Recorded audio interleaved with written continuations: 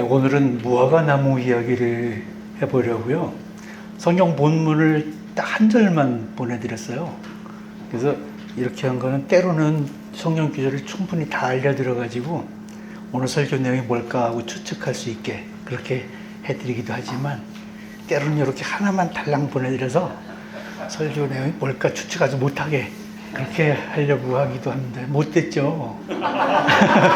2시간 이게 점심 먹고 딱 요 졸릴 만한 시기인데다가 제 목소리가 좀 잔잔해가지고 졸리기 딱 좋을 것 같아요. 그래서 주의를 어떻게 좀 이끌어 보려고 간간히 애쓰고 있습니다. 무화과 나무는 성경에 많이 나오는 나무예요. 그죠? 이 무화과 나무는요, 이스라엘이나 중동 지역에서 많이 자라는 나무고요. 그래서 자연히 성경에도 이 무화과 나무 이야기가 많이 나옵니다. 그런데 성경을 읽어보면 대부분의 경우에 이 무화과 나무는 부유함이라든지 평안함을 상징하는 그런 나무로 언급이 되고 있어요. 대표적인 게 이런 구절이에요. 열왕기상 4장 25절 말씀인데요. 솔로몬이 살아있는 동안 단에서부터 브엘세바 지역에 사는 이스라엘과 유다 백성들은 각자 자기의 무화과 나무와 포도나무 아래에서 평안을 누렸습니다. 지도를 보게 되면 단이라는 것은 이스라엘의 북쪽 맨 끝에 있는 곳이고요. 또 브엘세바는 이스라엘에서 사람들이 살 수 있는 지역의 맨 남쪽 끝에 있는 곳이거든요. 그래서 단에서 브엘세바까지라고 하는 이 표현은 우리나라로 말하자면 백두산에서 한라산까지 그런 표현과 마찬가지인 거예요. 그래서 이스라엘 백성들의 북쪽 끝에서 사는 사람들과 남쪽 끝에 사는 사람들이 이르기까지 모든 지역의 사람들이 다 평안을 누렸다. 이런 표현을 위해서 무화과 나무를 예로 들고 있는 겁니다. 그 밖에도요, 아비가일이 다윗 왕한테 귀중한 선물을 보낼 때 거기에 무화과 빵이 포함되어 있었다거나 또는 히스기야 왕이 아플 때 선지자 이사야가 히스기야 왕의 병을 낫게 하기 위해서 무화과 연고를 발랐다. 그런 이야기도 또 있습니다. 그만큼 무화과라는 것은 달고 맛있는 과일, 그리고 안락과 치유, 그리고 평안함, 이것을 상징적으로 나타내는 그런 열매로 인식되어 있는 겁니다. 그런데요, 이 성경에는요, 이 무화과 나무가 그렇게 좋은 이미지와 또 다르게 사용되는 곳도 있어요. 오늘은 그런 좀 다른 느낌의 무화과 나무 이야기만 골라서 해보려고 하는 거예요. 그 중에 하나가 마가복음 11장 14절 제가 알려드린 그 말씀입니다. 예수님께서 나무에게 말씀하셨습니다. 다시는 아무도 내 열매를 먹지 못할 것이다. 제자들이 이 말씀을 들었습니다. 오늘은 쉬운 성경으로 여러분들에게 보여드리고 있습니다. 예수님이 사람도 아닌 식물한테 말씀하셨어요. 그것도 그 나무한테 저주를 하셨다는 거예요. 이 말씀을 읽을 때마다 참 이상하다. 이게 무슨 소리일까? 나무한테, 말도 못 알아듣는 나무한테 저주까지 하시다니, 이렇게 생각이 들 때가 많죠. 뭔가 좀 이상하고 궁금하니까 오늘은 그 앞에 구절 12절부터 한번 다시 읽어봅니다. 12절부터 보면요, 이튿날 예수님과 제자들이 베다니에서 출발해 오는 길에 예수님께서 배고픔을 느끼셨습니다. 멀리서 잎이 무성한 무화과 나무를 보시고 거기에서 열매들을 얻으려고 다가가셨습니다. 그러나 무화과는 없고 잎사귀만 무성할 뿐이었습니다. 그것은 아직 무화과가 열릴 때가 아니었기 때문입니다. 예수님께서 나무에게 말씀하셨습니다. 다시는 아무도 내 열매를 먹지 못할 것이다. 제자들이 이 말씀을 들었습니다. 베다니를 떠나가는 길에서 예수님이 배가 고프셨던 거예요. 그래서 무화과를 따먹을까 하고 무화과 나무에 다가갔는데 그 나무에 무화과가 달려있지 않으니까 그렇게 저주하셨다는 거예요. 지도를 한번 볼게요. 이 지도가 예루살렘 인근의 구글 지도인데요. 빨갛게 표시하는 게 예루살렘 성이고요. 그 안에 파란 표시가 예루살렘 성전이 있는 곳입니다. 그리고 이제 예루살렘 성에 8개의 게이트가 있는데 그 중에 동문, 이스트 게이트, 라이언스 게이트라고 부르는 그 또 동문이 있고요. 그 동문을 나가면 거기 이제 골짜기가 깊은 골짜기가 나요. 굉장히 가파른 골짜기인데 그거를 키드론 골짜기라고 하죠. 그 키드론 골짜기를 내려갔다가 다시 가파르게 올라가면 거기가 이제 올리브산, 감람산이라고 부르는 올리브산입니다. 아주 가파른 오르막이에요. 그 올리브산을 올라갔다가 다시 그 정상에서 계속 동쪽으로 내려가면 거기서부터 본격적으로 내리막길이 시작이 돼요. 이 내리막길이 멀리로 가면 이제 여리고나 요단강까지 이어지는 곳이죠. 이 올리브산 너머 동쪽은요, 원래부터 황폐하고 가난한 사람들이 많이 사는 그런 동네였습니다. 지금도 여기는 다 아랍인 마을이고요. 2000년 전 옛날처럼 가난한 지역입니다. 올리브산 정상에서 내리막길로 한 10분쯤 걸어 내려가면 맨 처음 나오는 곳이 벳바게라는 곳입니다. 예수님이 나귀를 타셨다고 성경에도 나오는 그 벳바게고요.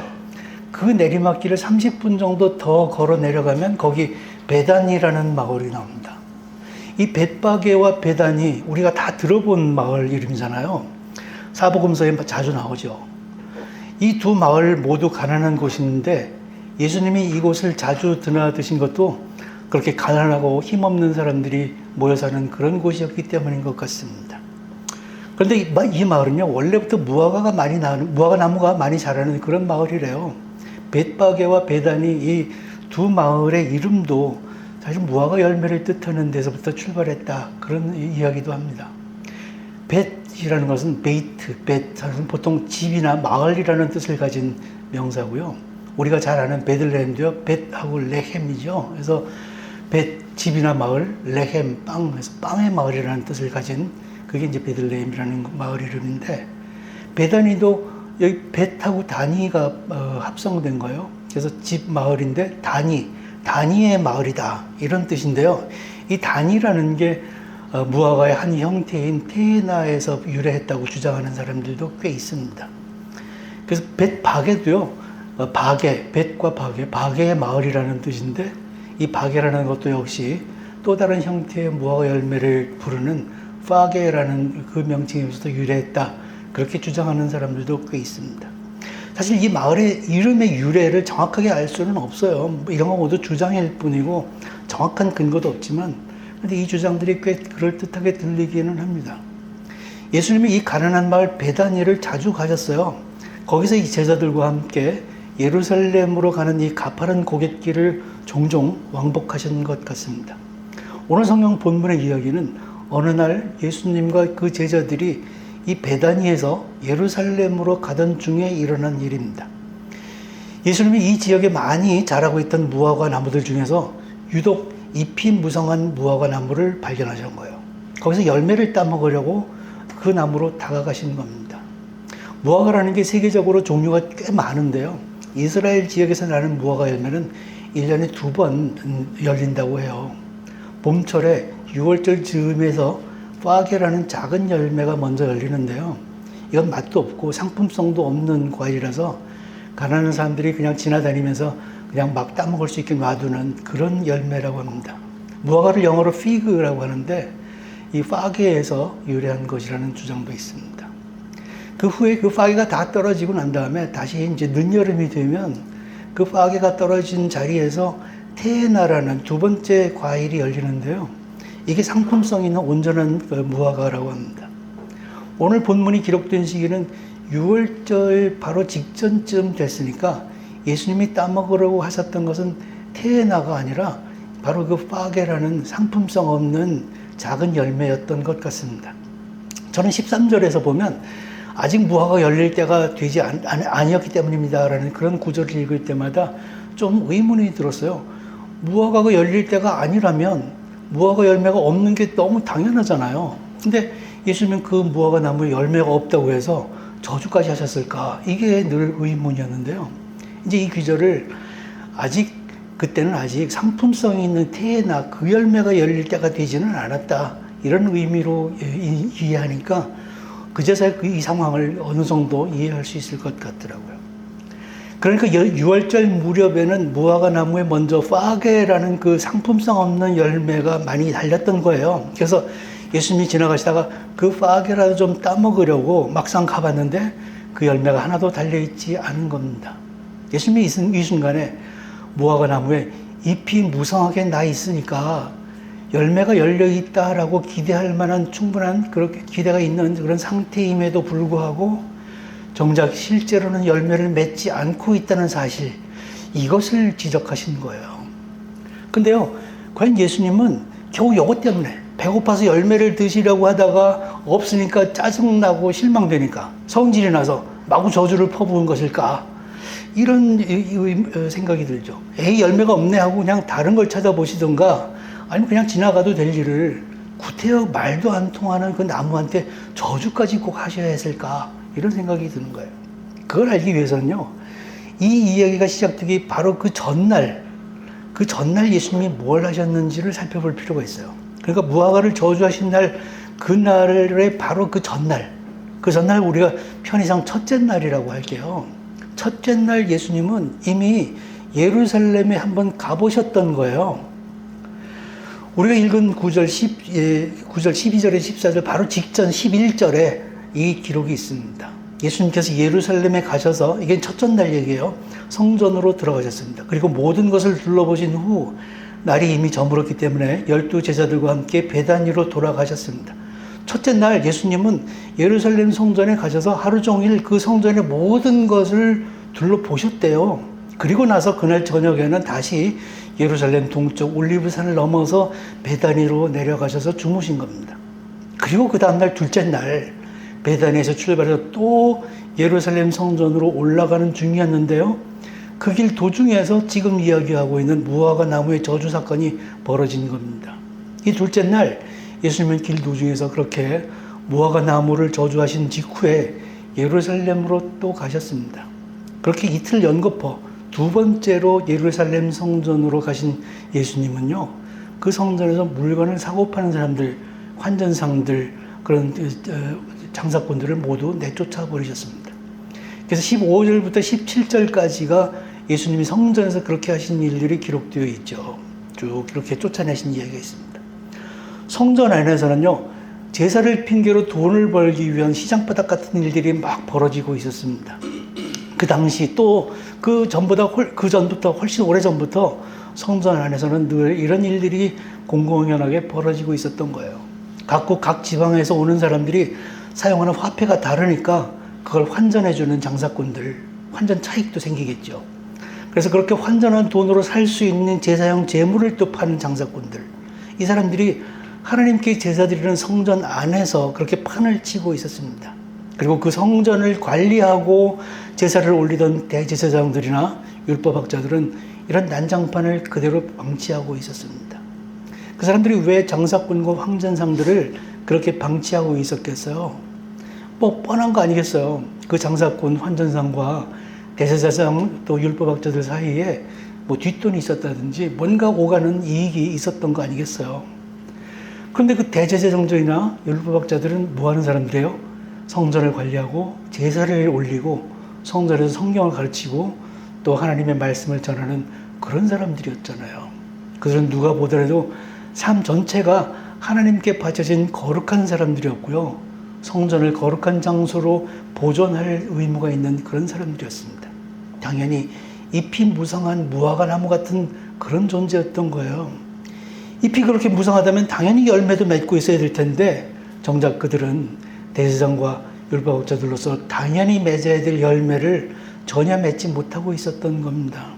그것 때문에 기도하는 집이 되었어야 될 그 하나님의 성전이 강도의 소굴로 바뀌어버린 거죠. 그들은 성전을 그저 돈벌이하는 장소로 만들어버린 겁니다. 예수님은 그 전날인 첫째 날 성전을 천천히 둘러보실 때 이 커다란 문제점을 이미 충분히 발견하셨던 겁니다. 그 문제에 대해서 심각하게 경고할 필요성을 느끼고 있으셨던 거죠. 그래서 둘째 날 베다니에서 예루살렘 성전을 향해서 가는 길에 바로 이것을 지적할 수 있는 적절한 상황을 발견하고 거기서 무화과 나무에게 저주하시는 말씀을 하신 겁니다. 다시는 아무도 내 열매를 먹지 못할 것이다. 이것은 어느 특정 무화과 나무만을 향해서 한 말씀이 아니에요. 환전상, 장사꾼들, 대제사장, 율법학자들, 그렇게 잎이 무성한 척, 열매를 많이 맺은 척, 외적인 모습만 꾸몄는데 사실은 내적인 열매를 전혀 맺지 못한 사람들, 그들에게 하신 경고의 말씀이었던 겁니다. 예수님은 무화과 나무를 빗대어서 그렇게 경고하신 후에 예루살렘 성전으로 들어가셔서 장사꾼들을 내어 쫓아버리셨습니다. 그렇지만 대제사장과 율법학자들은 여전히 자기들의 잘못을 깨닫지 못했고요. 오히려 예수님을 죽일 방법을 찾기 시작했습니다. 18절, 19절 말씀이 그거였죠. 사람들이 예수님의 가르침에 놀라워하기 때문에 예수님을 두려워해서 죽이려고 했던 거예요. 그런 일이 있은 둘째 날 저녁에 예수님과 제자들은 다시 베다니로 돌아갔고요. 그 다음 날인 셋째 날 아침 그들은 세 번째로 또다시 예루살렘 성전에 갑니다. 11장 20절에서 21절은 그 셋째 날 아침에 일어나는 일을 이렇게 기록하죠. 아침에 지나가다가 제자들이 무화과나무가 뿌리부터 말라버린 것을 보았습니다. 베드로가 생각이 나서 예수님께 말했습니다. 선생님 보세요. 저주하셨던 무화과나무가 말라 죽어 있습니다. 예수님의 저주는 생생하게 실현되고 말았어요. 잎이 무성해서 열매를 맺은 것처럼 치장했지만 실제로는 열매를 전혀 맺지 못한 무화과나무는 뿌리부터 말라 죽고 말았던 겁니다. 오늘 이 마가복음 11장 14절 말씀의 핵심은요, 예수님과 그 무화과나무 사이에 있었던 일만을 중점 둔 것이 아닙니다. 열매가 열렸으리라고 기대하는 게 당연한, 그렇게 잎이 무성한 나무에 열매가 열리지 않으면 죽는다. 그 철칙을 사람들에게 엄중하게 경고하신 것, 거기에 핵심이 있는 거죠. 무화과나무와 관련된 성경 속 이야기를 하나 더 해볼게요. 아담과 하와가 금지된 열매, 선악과를 따먹은 직후에 한 일이 뭔지 아세요? 창세기 3장 7절에 보면요, 이렇게 되어 있습니다. 그러자 두 사람의 눈이 모두 밝아졌습니다. 그들은 자기들이 벌거벗고 있다는 것을 깨닫고 무화과나무 잎을 엮어서 옷을 만들어 몸을 가렸습니다. 아담과 하와가 선악과 열매를 따먹었어요. 하나님의 명령을 정면으로 거역한 거죠. 왜 그랬어요? 그걸 먹으면 눈이 밝아져서 선과 악을 알게 된다는 그 뱀의 유혹에 넘어갔기 때문이잖아요. 자, 실제로 선악과를 먹고 나서는 어떻게 됐어요? 눈이 밝아지긴 했어요. 선과 악을 알게 되긴 했어요. 그런데 그건요, 우리가 흔히 생각하는 그런 의미는 아니었습니다. 우리는 흔히 눈이 밝아진다고 하면 총명해진다. 눈 밝을 명에서 총명해진다거나 똑똑해진다거나 지혜가 생긴다든가 이런 것으로 이해하고요. 선과 악을 알게 된다는 것은 선한 것과 악한 것을 구별할 줄 아는 정의감 같은 거, 그런 게 생긴다라는 것으로 이해하죠. 근데 선악과 열매를 따먹은 아담 부부에게 실제로 일어난 현상은 그런 게 아니었어요. 성경에서 말하는 선과 악은 대부분의 경우 선한 생각이나 행동, 악한 생각이나 행동, 이런 걸 직접적으로 말하는 것이 아닙니다. 창세기에서 말하는 선과 악은 기본적으로 하나님과의 관계를 말하는 거예요. 하나님의 말씀을 잘 듣고 순종하고 그래서 하나님과 함께 살아가는 게 선이고요. 하나님을 떠나서 그 말씀과 다른 방향으로 살아가는 게 악이에요. 아담 부부가 막상 하나님의 명령을 거역하고 선악과를 한 입 베어 물어보니까 그 순간부터 하나님처럼 선하게 되는 것이 아니라 자기와 하나님과의 관계가 위태롭게 되어버린 거예요. 하나님과의 관계에 아무 문제가 없을 때에는 선 속에서만 살았는데 이제 하나님 말씀을 거역하면서부터 악이라는 걸 경험하기 시작합니다.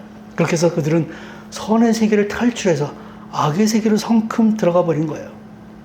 하나님과의 관계가 멀어지는 그 악의 세계에서는 참 여러 가지 일들이 새로 벌어지죠. 예컨대 그들은 지금까지 홀딱 벗고 있던 것들이 몹시 자연스럽고 아무 이상이 없었는데 이 악의 세계에서는 그게 갑자기 부끄러워지기 시작한 거예요. 그리고 하나님이 자기들을 부르시는 것조차도 두렵게 느껴지기 시작했습니다. 그들의 삶에서 지금까지 느껴본 적 없었던 수치심과 두려움이 시작된 겁니다. 그래서 그들은 제일 먼저 자기들의 몸을 무화과 나무 잎으로 가려서 눈속임을 시도했습니다. 눈이 밝아진 결과였어요. 총명하고 지혜롭게 된 게 아니라 부끄러움과 두려움에 눈뜨게 되었고요. 눈으로 보는 외관에 신경 쓰기 시작하게 되었습니다.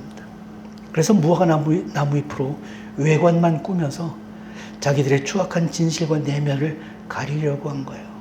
그러니까 선악과를 따먹은 후에 그들이 제일 처음 한 것은 결국 진실을 가리고 외관만 치장하는 눈속임이었던 겁니다. 이때 아담과 하와도 그 눈속임을 위해서 하필이면 무화과 나무 잎을 사용했다는 건데요. 이것도 참 재미있는 일입니다. 베다니의 무화과 나무가 잎사귀를 달아서 마치 열매 맺은 것으로 눈속임을 했었던 것처럼 아담 부부도 무화과 나무의 잎사귀로 자기들의 추악함과 부끄러움을 가려서 눈속임을 하려고 했던 겁니다. 무화과 나무가 관련된 이 두 이야기 속에서 제사장과 율법학자들 그리고 아담과 하와를 발견하는데요. 그들의 모습에서 문득 떠오르는 것이 있습니다.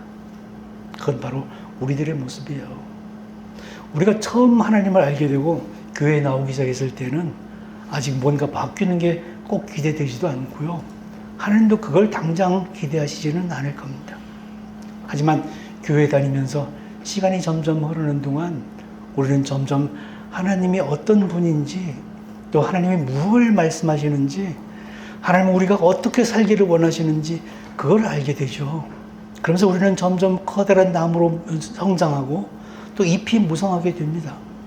그런데 그렇게 자라나서 잎이 무성해진 나무에는 당연히 열매가 맺혀야 되는데 뭔가를 알게 되었으면 그래서 감동하는 일들이 많아졌다면 그 사람의 생각도 변하고 행동도 변하고 삶도 변하는 게 당연한 일이거든요. 하나님도 당연히 우리가 그 말씀에 따라서 하나님의 뜻에 따라서 살아가는 것을 기대하실 겁니다.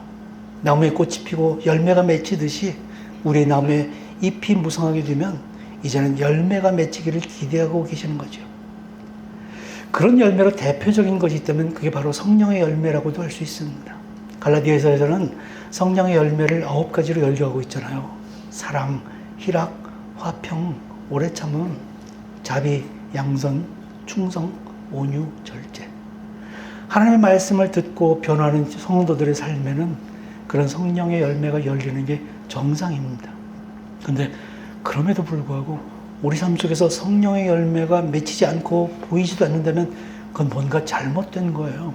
그게 잘못되었다는 것을 우리도 스스로 알죠. 그걸 아니까 우리도 무화과 나무 잎사귀로 우리 실제 모습을 자꾸 가리려고 하게 됩니다.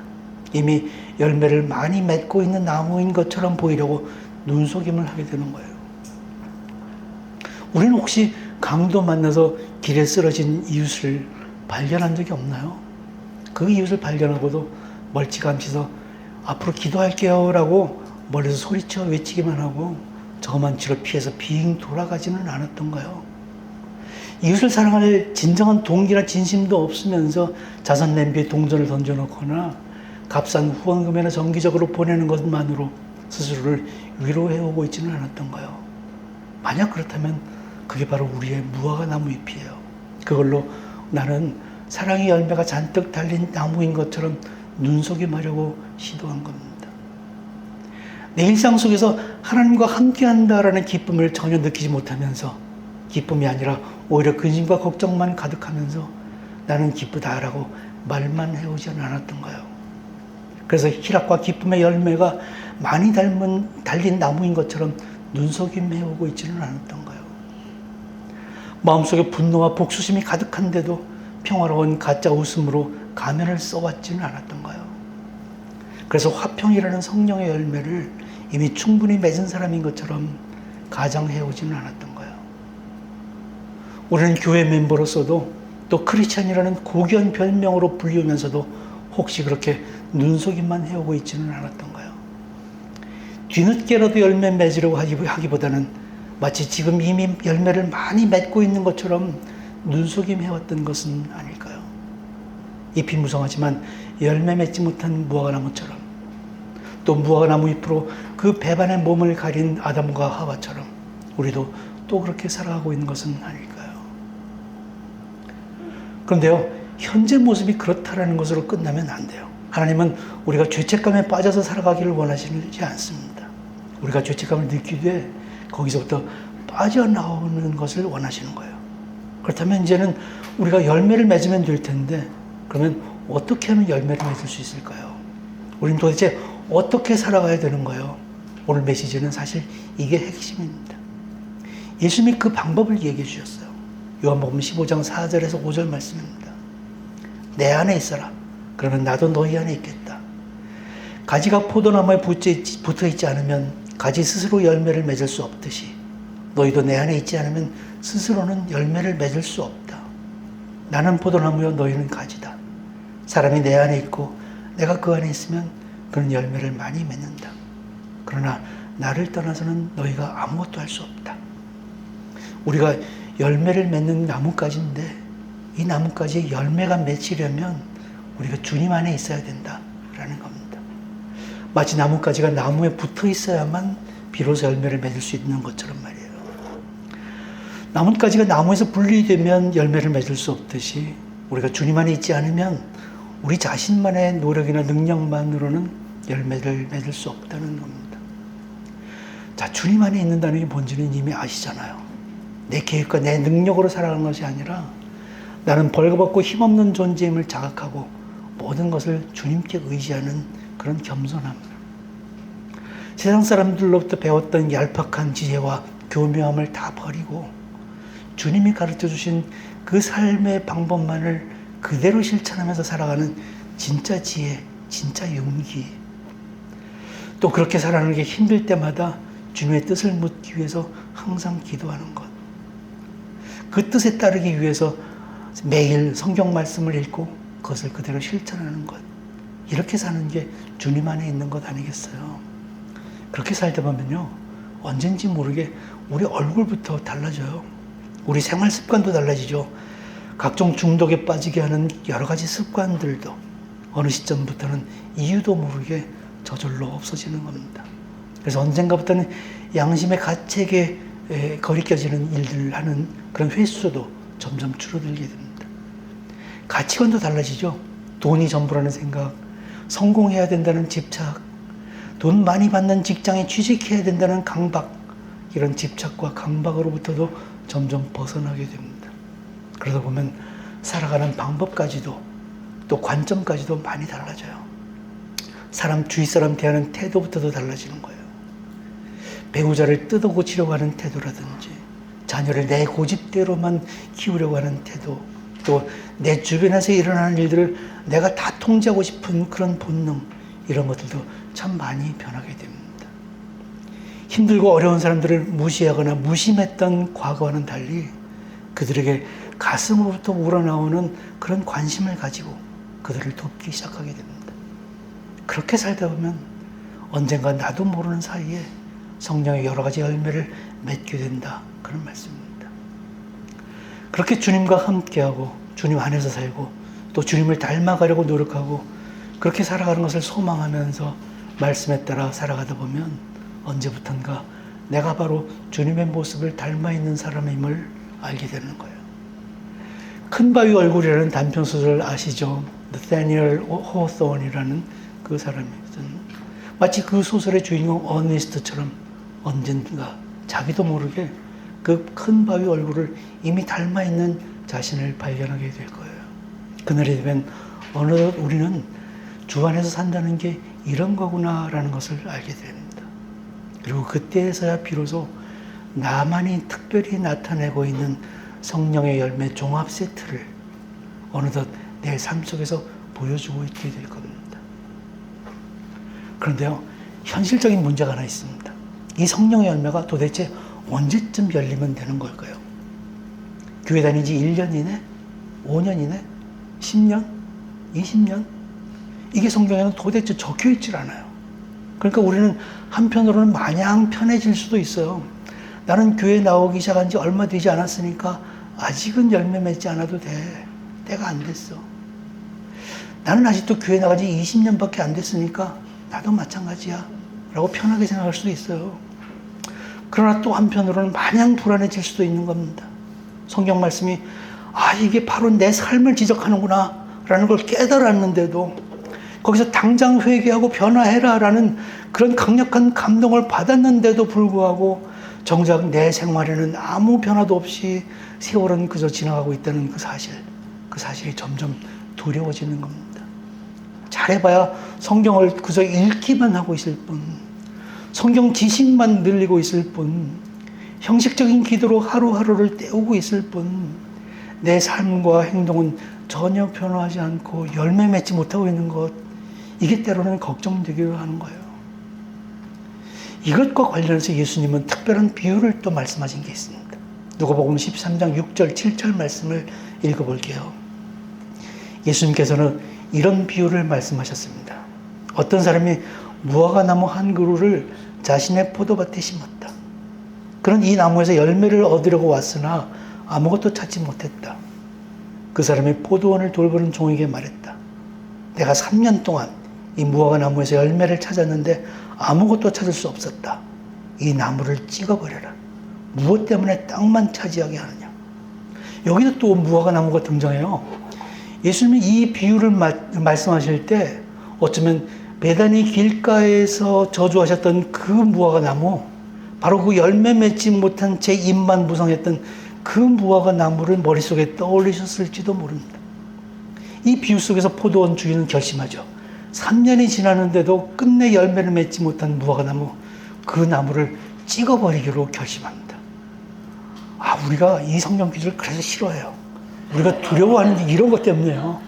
3년이 아니라 10년이 지났는데도 나는 아무것도 변하지 않은 채 성령의 열매 어느 하나도 열려질 기미조차 보이지 않는다면 이 말씀처럼 내가 찍어버려짐을 당할까봐 이게 두려워지는 거예요. 이 공포감이 생겨요.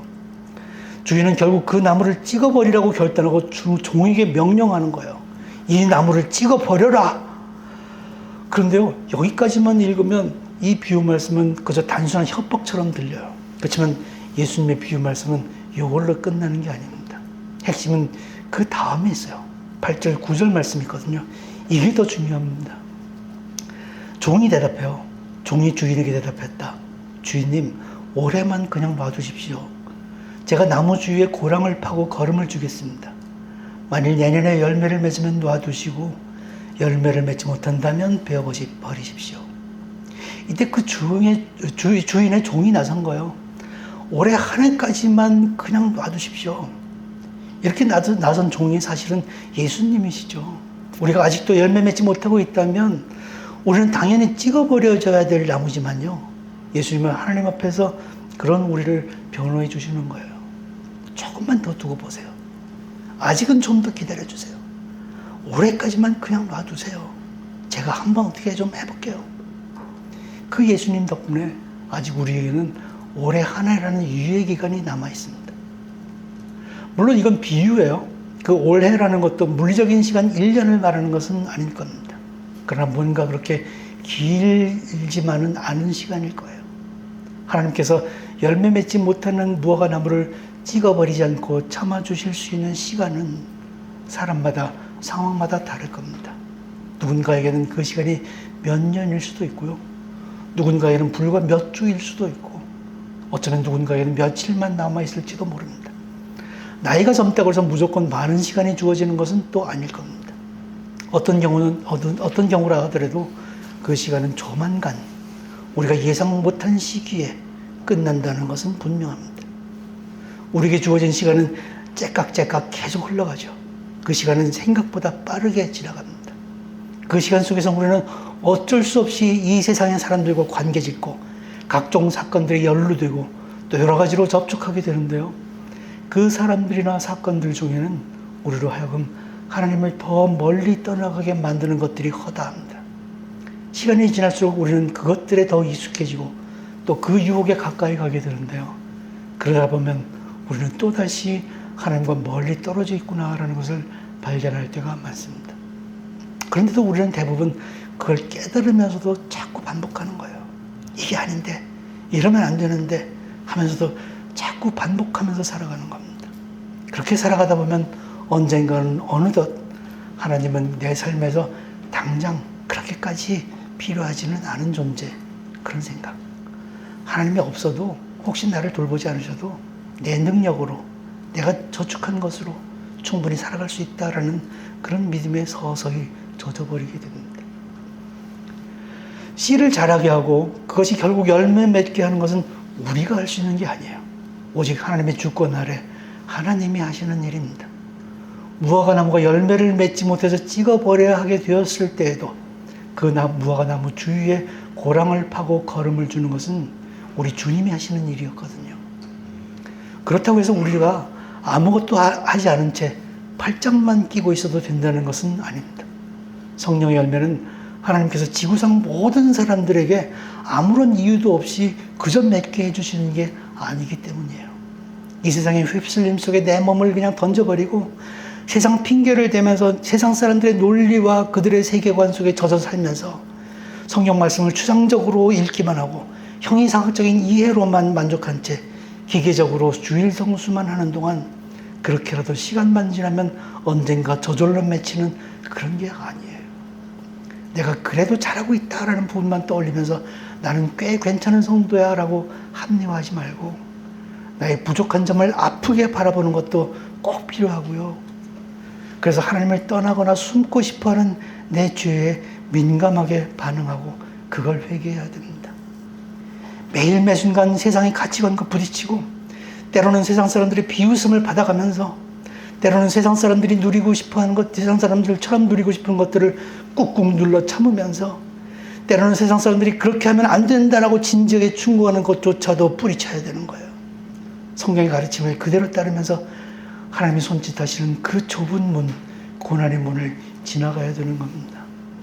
그렇지 않으면 우리 가지에는 열매가 맺힐 수가 없는 거예요. 나뭇잎은 무성한데 분명히 열매가 매달렸을 만한 시기가 되었는데 나라는 나무는 꽃도 열매도 맺지 못했는데 세월은 자꾸 그렇게 흘러가고 있는 겁니다. 그런데도 우리가 무성한 무화과 나뭇잎으로 자신을 가린 채 눈속임만 하고 있다면 그러면 하나님은 끝내 그 가지를 잘라내게 되는 거예요. 그때는 언제 올지 모릅니다. 아직 늦지 않았습니다. 지금까지도 열매 맺지 못했다면 지나간 시간 동안 하나님을 떠나가려고 했던 또 떠나갔던 내 현실을 바로 보고 그걸 회개하면 됩니다. 그리고 회개로만 끝날 것이 아니라 내 삶 속에서 하나님의 말씀을 실천해가는 분명한 변화를 일으켜야 합니다. 그 변화가 그렇게 힘들고 거창하고 대단한 것도 아니에요. 십자가를 대신 져주신 그 예수님 덕분에 내 삶 속에서 나를 도와주시는 성령님 덕분에 우리 누구나가 그걸 할 만한 일입니다. 그렇게 무화과 나무 잎으로 외관만 꾸미려하지 않고 성령 말씀을 실생활에서 실천하면서 묵묵히 살아가다 보면 성령의 열매는 때가 되었을 때 하나님께서 맺게 해주실 겁니다. 올해 우리 주뜻 연합교회 성도님들 모두가 그런 새로운 변화를 일으켜서 우리 모든 생각과 말과 행동 속에 그 성령의 열매, 그 아름다운 성령의 종합 선물 세트가 풍부하게 맺어지기를 응원하고 또 기도합니다. 함께 묵상하시겠습니다. 하나님 아버지, 오늘 주신 성경 말씀 우리가 함께 느껴봅니다. 나는 과연 잎이 무성한 채 마치 열매를 많이 맺은 것처럼 가장 눈속임했던 그 무화과 나무는 아니었던가? 또 많은 나의 수치심과 또 공포심들을 무화과 나무 잎으로 가렸던 아담과 하와 같은 그런 사람들은 아니었던가?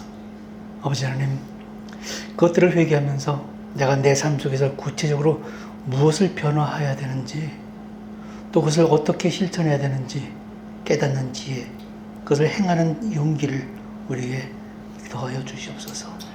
지금은 예수 그리스도의 은혜와 아버지 하나님의 사랑과 성령님의 교통케 하심이 이제 무화과나무처럼 눈속임을 하지 않는 그런 삶을 살기로 결단하는 우리 주뜻 연합교회 성도님들 한 사람 한 사람, 그리고 그들이 속한 가정, 그들이 속한 모든 공동체 위에 지금으로부터 영원토록 함께 하실 것을 간절히 축원하옵나이다. 아멘.